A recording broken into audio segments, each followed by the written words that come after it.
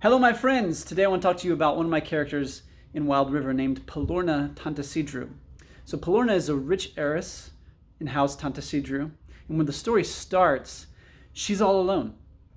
She's all alone because while she's been off at college, her family, which was an influential family in Wild River, has disappeared and has been displaced by another family, the Caltrana family. And supposedly, according to the Caltrana family, they bought out House Tantasidru and they moved to another city. They went elsewhere. But of course, Palorna knows that's not true because no one in her house told her anything about this. She found out by telegraph, that something was going on. Her aunt sent her a message saying something is wrong, and by the time she got to Wild River to see what was going on, her family was gone. Her mother and father were gone. The House Caltrana had moved into her family's mansion, which they had supposedly bought, and her aunt was gone as well. And so now she has to figure out what is going on, and she's trying to protect herself because she knows she's a target. She's trying to protect herself while also trying to recover her family's influence and fortune. And as things go right now, some of the assets that her family held have been seized by House Caltrana, but other assets have not been. And so she's trying to use the assets that she has to figure out what's going on and hopefully to get retribution against whoever harmed her family and to find any family members that she might have left. So a little bit about her personally. She's very beautiful. She's beautiful to the point that when Bandas, the main character, sees her, he says that he thinks she's the most beautiful woman he's ever seen. But she's beautiful to the point of, and she's also very smart, and she knows how to use that beauty to get what she wants, to manipulate men. But an interesting thing about that, though, is while it's very useful to her in a way, it also causes her to be kind of distrustful of men because she's used to men's interest in her being superficial to the point where she can't really trust them. She can only manipulate them to a certain extent, but then after that point, she doesn't really know what they will do. She's competent, she's smart, but she's been sheltered because she's lived in a rich family, because she's been educated by private tutors and all of that. She doesn't really know how the world works. But she's finding that out really fast. She seeks power, but she's a little vague, a little undecided on why she seeks power. She wants to recover her family. She wants to recover her family's fortune and their influence.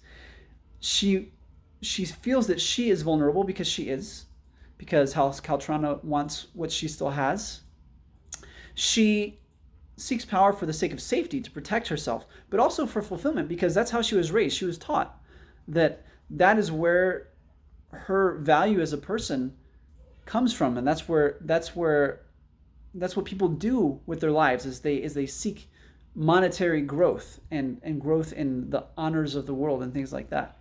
So that's what she's seeking, but she still has a certain level of charity, of sympathy for other people, and so she's having to balance those things.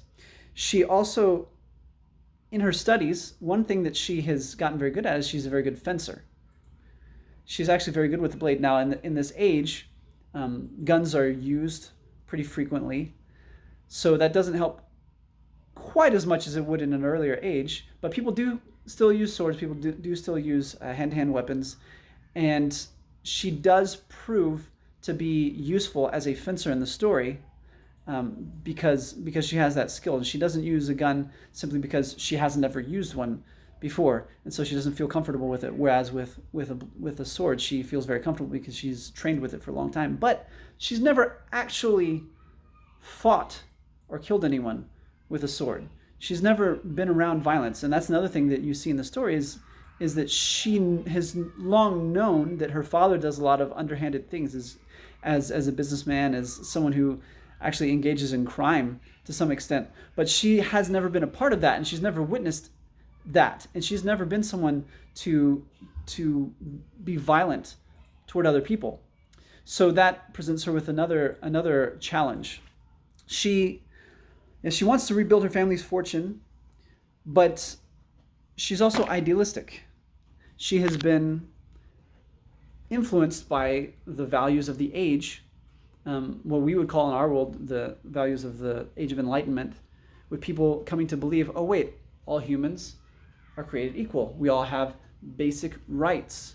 And she sees how in this time after the slave war, even though outright slavery has been abandoned, there's still indentured servitude, where people can sign contracts in which they basically become slaves for a certain number of years.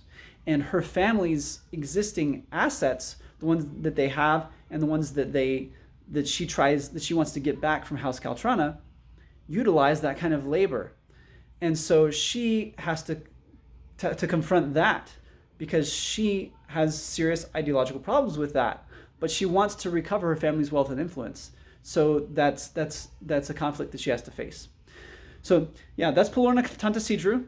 She's not the main character, but she is an important character in Wild River. I'm excited to get everyone reading this pretty soon. I want to see how people react to her character and to other characters.